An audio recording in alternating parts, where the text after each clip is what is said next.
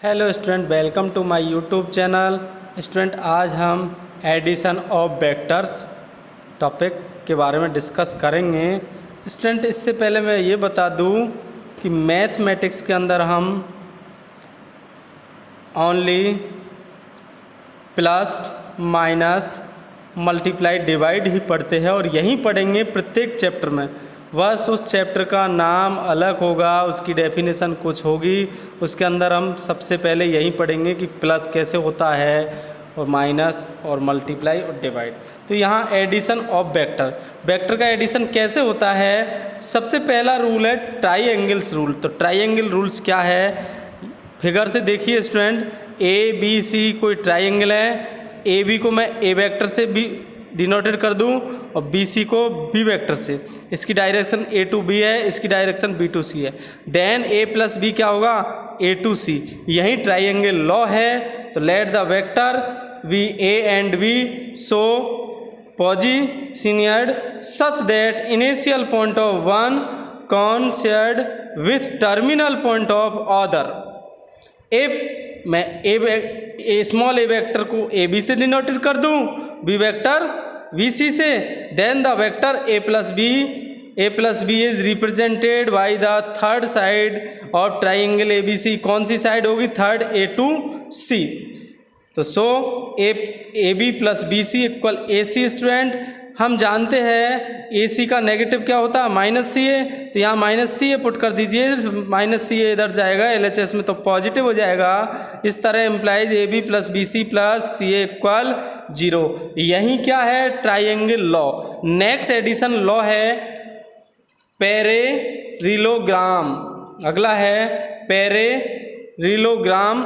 ये क्या होता है, ये बहुत सिंपल है। ओ ए को मैं ए वेक्टर से डिनोटेड करूं और ए सी को बी वेक्टर से। तो हमको पता है पैरेललोग्राम की जो साइड होती है आमने सामने की, वो इक्वल होती है इस तरह। तो यहाँ जो डायगोनल है वो ए प्लस बी होता है बाय ट्राइएंगल लॉ से। तो बहुत सिंपल है। If the two vector A and B are represent by the two adjacent side, मतलब दोनों ये साइड इस तरह रिप्रेजेंट करता हो, O A and O B of parallelogram O A C B the their sum of A plus B is represented A magnitude and direction of by the diagonal. इसकी direction कहाँ होती है, इस diagonal की तरफ होती है। Of the parallelogram O A C B through their common point होता है। ये कॉमन पॉइंट है स्टूडेंट इनका। सो क्या हुआ, O A plus O B equal O C. Property of vector addition की प्रॉपर्टी क्या है स्टूडेंट, सबसे पहली प्रॉपर्टी है commutative law. Commutative property A plus B equal B plus C. जानते हैं आप, बहुत सिंपल है। ए में बी जोड़िए वेक्टर या बी में ए जोड़िए, दोनों बराबर होंगे। एसोसिएट प्रॉपर्टी क्या है, A plus bracket B plus C equal A B bracket plus C. यही क्या है, एसोसिएट प्रॉपर्टी। नेक्स्ट है student, next property number third, additive identity. तो एडिटिव आइडेंटिटी किसी वेक्टर की एडिटिंग आइडेंटिटी 0 होती है। ए वेक्टर में 0 जोड़ो, क्या आएगा, ए वेक्टर ही आएगा स्टूडेंट, ए वेक्टर ही आएगा। या 0 में ए वेक्टर ऐड कीजिए तो क्या आएगा, A vector. Here A vector is additive identity. Fourth है स्टूडेंट, एडिटिव इनवर्स क्या होता है, ए का माइनस ए होता है। तो ए प्लस एडिटिव इनवर्स इक्वल क्या आना चाहिए, आइडेंटिटी। तो इस तरह है ये प्रॉपर्टी। नेक्स्ट है multiplication of A vector by a scalar lambda. कि कोई वेक्टर को लैम्डा कोई स्केलर से मल्टीप्लाई करे तो क्या आंसर क्या आएगा, बहुत सिंपल सा, क्या आएगा, स्केलर मल्टीप्लाई। सिंपल है, स्केलर का किससे मल्टीप्लाई कर दो, डायरेक्ट वेक्टर से।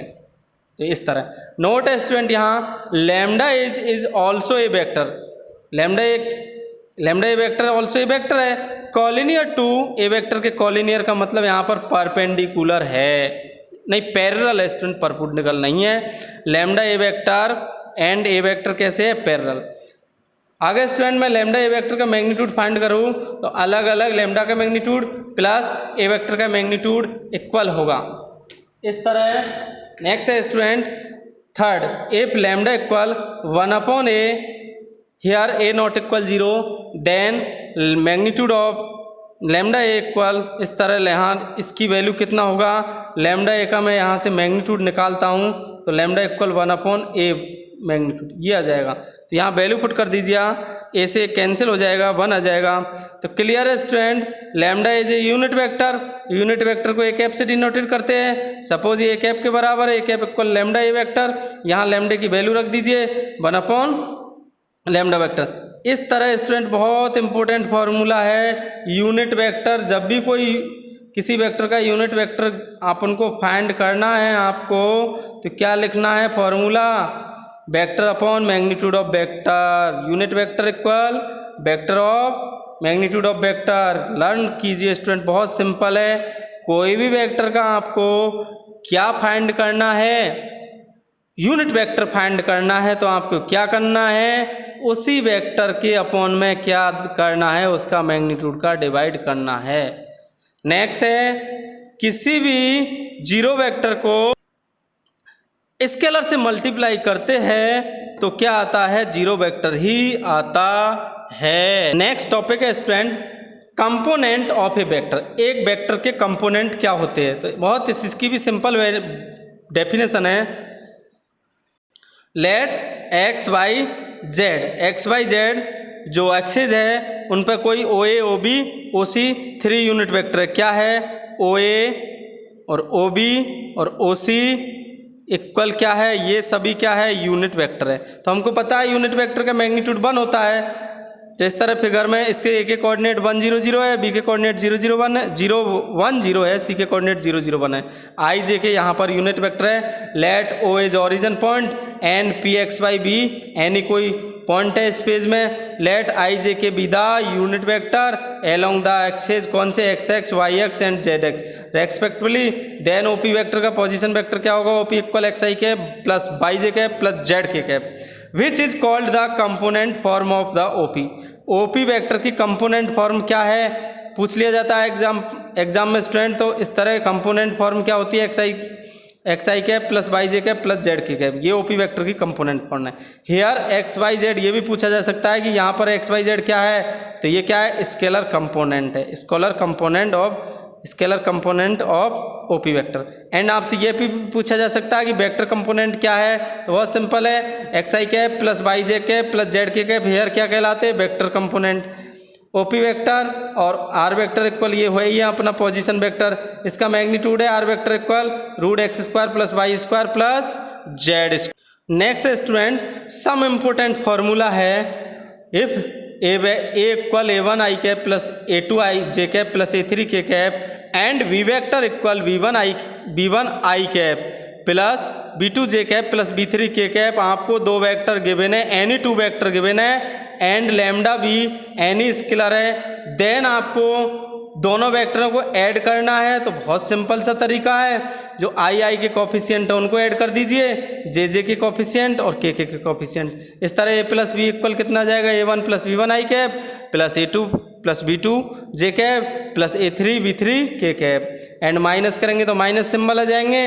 यदि हमको लैम्डा ए वेक्टर फाइंड करना है तो लैम्डा का प्रत्येक जो हमारा स्केलर कंपोनेंट है उससे मल्टीप्लाई हो जाएगा, lambda A1 I cap plus lambda A2 J cap plus lambda A3 K cap.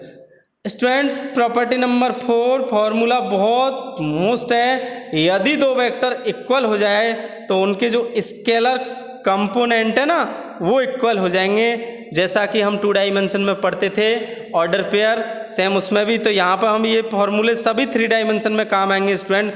तो दो वेक्टर इक्वल हो जाते हैं तो क्या होता है, A1 equal B1, A2 equal B2, A3 equal B3।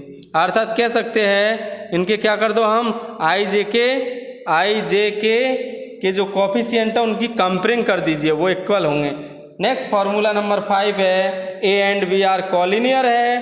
कोई वेक्टर A एंड B कैसे है, कॉलिनियर है, तो क्या होता है B1 upon A1 equal B2 upon A2 equal B3 upon A3 equal lambda, ये फॉर्मूला है, तो इस तरह भी लिख सकते हैं स्टूडेंट्स। नेक्स्ट है फॉर्मूला नंबर 6। इफ आपको कोई ए वेक्टर दे दिया जाता है A1 i cap, A2 j cap और A3 k कैप, देन आपसे क्या पूछ लिया जाता है, इसके डायरेक्शन रेशो क्या है। तो यहाँ पर i j k का जो कोफिशिएंट है, जिसको हम स्केलर कंपोनेंट बोलते हैं, यही क्या कहलाते हैं, direction ratio A1 A2 A3। और स्टूडेंट एक बात स्पेशल है, कभी भी direction ratio and direction cosine को ब्रैकेट में नहीं लिखते हैं। नेक्स्ट फॉर्मूले 7 है, if LMN are direction cosine of A vector then LI cap plus MJ cap N K cap equal cos alpha cos beta cos gamma, इस तरह हम ले सकते हैं। Is the unit vector in the direction of the that vector where alpha beta are the angle which the vector make with XYZ से positive direction से जो angle बनाते हैं वही क्या है, अल्फा बीटा। नेक्स्ट टॉपिक है स्टूडेंट वेक्टर जॉइनिंग 2 पॉइंट। आपको 2 पॉइंट गिवन दे दिया जाए और आपसे पूछे जाए इनको जोड़ने वाला जो वेक्टर है वो क्या है। जैसा कि मैंने P1 P2 दो पॉइंट हैं आपके पास, जिसके कोऑर्डिनेट x1 y1 z1 है, इसके कोऑर्डिनेट x2 y2 है। तो आपसे पूछा जाए फाइंड P1 P2 वेक्टर क्या है, P1 P2। बहुत सिंपल है भाई, ट्राइंगल लॉ से हम कह सकते हैं कि ट्राइंगल OP1 P2 में इस तरह OP1, देखिए OP1 this plus this equal ये, ट्राइंगल लॉ यही होता है। इस तरह इधर P1 P2 इसको RHS में ले जाएंगे तो ये कैसा हो जाएगा, नेगेटिव, दोनों की वैल्यू रख दीजिए, OP2 माइनस OP1 की वैल्यू रख दीजिए, यहाँ I कॉमन है, यहाँ J कॉमन है, यहाँ K कॉमन है, तो फाइनल क्या आ गया, P1 P2 equal x2 minus x1 i cap plus y2 minus y1 J cap है student, J cap plus Z2 minus Z1 K cap. और आपसे पूछा जाए कि इसका मैग्नीट्यूड कितना है, तो P1 P2 जो डिस्टेंस का फॉर्मूला है 2D में हमने यहाँ तक पढ़ा, यहाँ 3D में x2 माइनस x1 का whole square plus y1 minus y2 minus y1 का whole square plus Z2 minus Z1 का होल स्क्वायर का रूट। ये स्टूडेंट 3D में भी काम आएगा ये फॉर्मूला। यहाँ से स्टूडेंट आपको इसकी इस वेक्टर की यदि आपसे DC डायरेक्शन कोसाइन भी पूछा जाए तो हम क्या हो जाएगा, x2 minus x1 upon this distance, y2 minus y1 upon this distance, Z2 minus Z1 upon distance. और आपसे इसके डायरेक्शन डायरेक्ट पूछा जाए कि इसकी डायरेक्शन रेशो क्या है, तो x2 minus x1 y2 minus y1 Z2 minus Z1।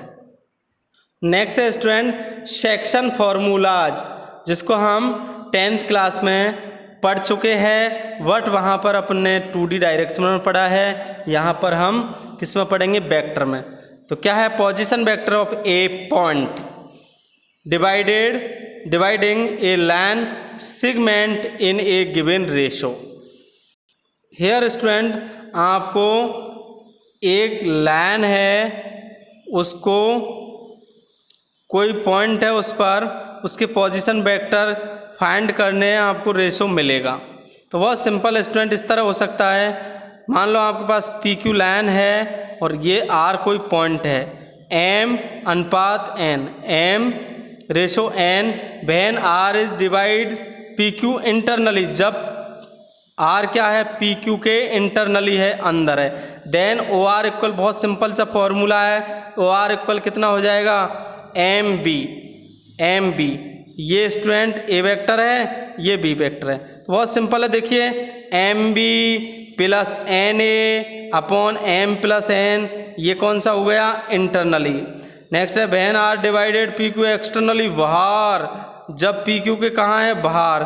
Suppose ये पूरा तो क्या है, M है, पूरा रेशा ये N है, तो M माइनस N बचेगा, ये बी वेक्टर, ये वेक्टर, और ये हमको OR वेक्टर फाइंड करना, ये वाला यहाँ पर ये फाइंड किया, इसको हम R वेक्टर से डिनोटेट करते। बहुत सिंपल है स्टूडेंट। एक्सटर्नली में क्या हो जाएगा, ये सिंबल माइनस हो जाएगा, वैसे भी क्या हो जाएगा, MB minus NA upon M minus N। तो ये दोनों फार्मूला स्टूडेंट लर्न होना चाहिए। तो आपको सेक्शन फार्मूला डायरेक्ट क्वेश्चन मिलेगा, उसमें ये फार्मूले लगा के वैल्यू पुट करनी है, आंसर आ जाएगा। Thanks for watching this video.